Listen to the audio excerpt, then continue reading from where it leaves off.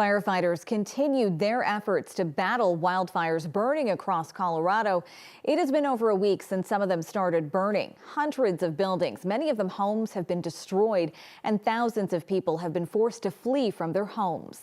New evacuation orders have been issued for the Willow Fire in Lake County as it appears to be getting closer to the town of Leadville. It's burned close to 4,000 acres and is just 1% contained. That fire has also led to the closure of a local airport. Thanks for being with us. I'm Shalima Maharaj. Today, FEMA announced it has authorized federal funds to help with firefighting costs. 9 News reporter Janelle Finch was in Leadville speaking to people who have been affected.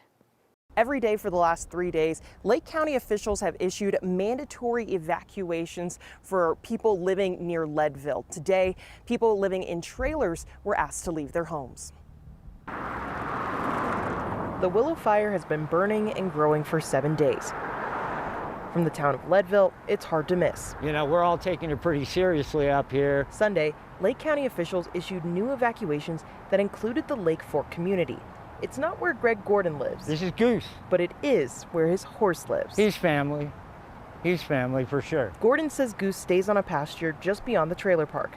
When evacuations were ordered, he had to get him out. Well, he was freaking out because all the other horses were freaking out, and he didn't want to get in the trailer. He's waiting on a friend to bring a bigger trailer to help move Goose. He's a 1,000-pound animal, you know. You're not muscling him anywhere. He'll muscle you, so. Gordon says a fire in his town isn't surprising. You know, the mountains probably look like that most of the winter. But he knows it takes everyone to protect the lands that make Leadville special. We're worried more about the people that are up there camping and stuff like that. Firefighters haven't confirmed what caused the Willow Fire to spark. But Gordon knows whatever damage is done, his community will bounce back. And we're a different kind of people. I mean, we live at high elevation and we're used to adversity, you know? So we'll see, huh, buddy? The American Red Cross says around 400 additional homes were told to evacuate today. Volunteers estimate about 2,000 people had to leave their homes. The Red Cross has opened up new shelters in Edwards and Buena Vista. We do know tonight that people are staying there. In Leadville, Janelle Finch, 9 News. Now, we are also following a new wildfire prompting evacuations near the town of Parachute in Garfield County. The Grand Valley Fire Protection District says the fire was sparked by a power pole and then spread to the Battlement Mesa golf course. The nearby neighborhoods are being forced to evacuate. The fire district says traffic is being allowed to exit down County Road 301 to leave the Battlement Mesa area. No word on the exact size of that fire. Now, right now, we are going to send things over to our 9 News chief meteorologist, Kathy Sabin, who is standing by with a closer look at how things are shaping up. And obviously, Kathy, I mean, we're seeing new starts. We're seeing some continued fires here. Tinder dry conditions, record high temperatures, and really not a lot of moisture in sight. Instead, we're dealing with this dense layer of smoke that's just been hugging the Front Range foothills and moving back and forth across the Denver metro area. For some areas, the smoke was a little bit better today. Not as much wind, which is always a good thing. But for other areas, those denser smoke plumes will be something we'll be looking at over the course of the next 72 hours. Fire managers are getting a handle on some of the larger fires, but until they do, that smoke will be funneled into the Front Range on those southerly winds. Temperatures are still really warm out there. It's 9 o'clock at night and we're 87 degrees in Denver. Humidity values have come up a bit in the Front Range and Eastern Plains communities, but out across the western slopes, single digits. And the winds are coming down tonight, but they will be picking back up again tomorrow. Air quality alerts back in effect for that wildfire smoke. Only isolated showers to track tonight, and most of the activity south of us along the Colorado-New Mexico line. Thunderstorms producing wind and lightning and not that beneficial rain that we like to see. And this is a trend we expect to continue overnight tonight and then again during the day tomorrow. And so the temperatures will trend really mild over the next few hours. Warm sleeping weather tonight, and your weather headlines coming up. We're going to talk about the isolated shower potential tonight and tomorrow, that wildfire smoke forecast, and when we might see rain during this month of July. Well, new tonight, the Aspen Acres fire has grown to more than 89,000 acres. That is according to officials with the Alaska Complex Incident Management Team #1. And that means this is now the 7th largest wildfire in our state's history, surpassing the High Park fire from 2012. We're told it is now 14% contained. It has destroyed nearly 200 structures, many of them homes. Now, evacuation orders are in effect for several nearby communities, and as of tonight, that also includes the town of Williamsburg.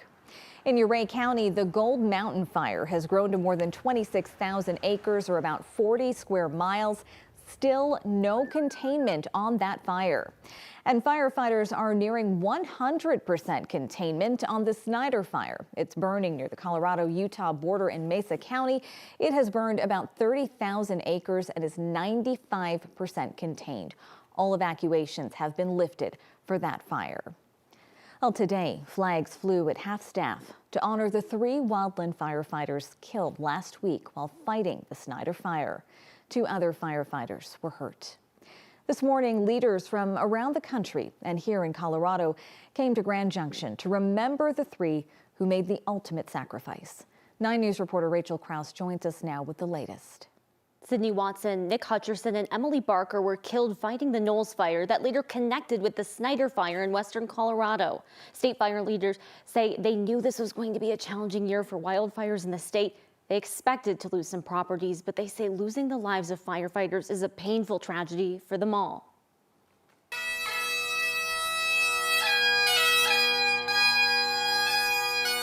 Three wildland firefighters gone.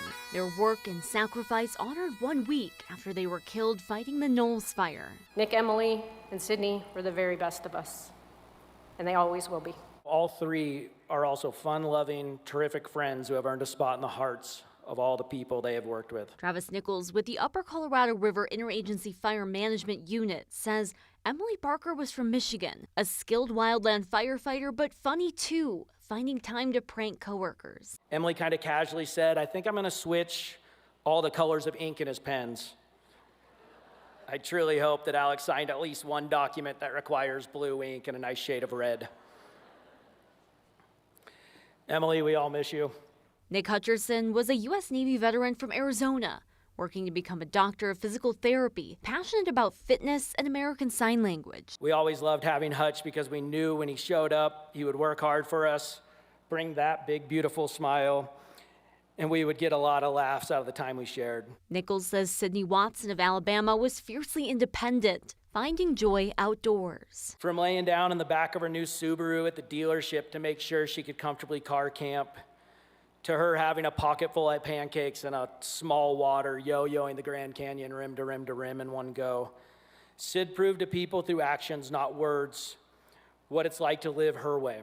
These wildland firefighters will always be a part of our fire family. To our comrades, their last alarms, Emily Barker, Nick Hutcherson, and Sydney Watson are going home.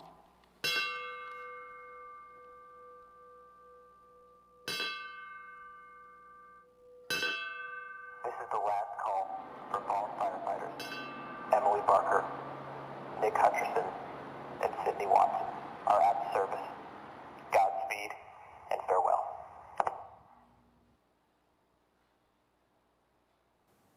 Mike Morgan, the director of the Colorado Division of Fire Prevention and Control, says the best way to honor the lives of those they've lost is to ensure that more firefighters are not in harm's way. He's calling on people who live here and visit to do your part by not starting any fires, stopping the danger before it starts. Rachel Krause, 9 News. Thank you so much for your reporting, Rachel. We appreciate it. An arrest has been made in a deadly stabbing that took place yesterday afternoon. Denver police say 1 person was killed and 2 others were injured. It happened on North Lowell Boulevard. DPD say they arrested 40-year-old Bobby Tafoya, suspected of murder and attempted murder. The suspect and victims knew each other. A man is in the hospital after a shooting involving a Denver police officer today. It happened at 50th Avenue and Washington Street in the Globeville neighborhood. Denver Police Chief Ron Thomas said the man had been harassing people in the area. Thomas said the man was holding a kitchen knife when officers got there. He said the officers ordered him to drop the knife, but the man ran off. Officers chased after him, and that's when Thomas said he approached them with the knife. An officer fired several times. Now, we reached out to DPD for an update on his condition and are waiting to hear back.